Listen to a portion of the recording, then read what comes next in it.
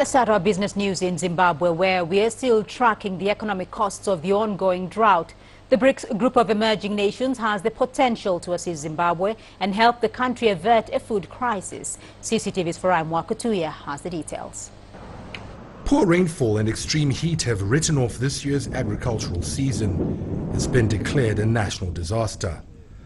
More than a quarter of the country's population will need food aid, and millions of livestock also need rescuing in the coming months.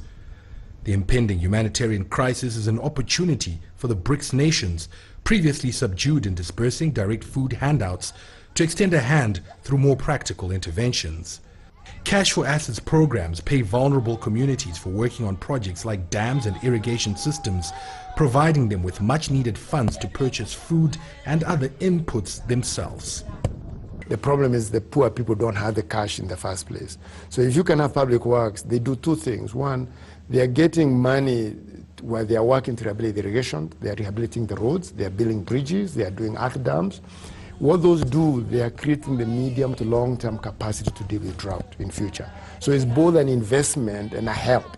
And I think countries like BRICS, they probably that will resonate with their kind of development model.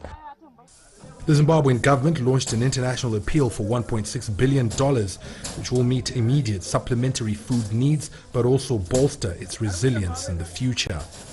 Zimbabwe has projected what it needs to kind of cope with the drought now, help the animals survive and human beings survive, while also creating the basis for the next transition in terms of the next phase when they are recovering from the drought.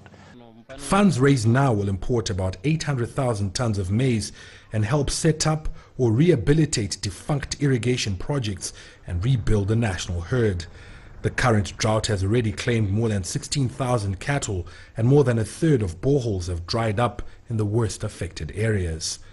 Farai Mwakutuya, CCTV, Harare, Zimbabwe.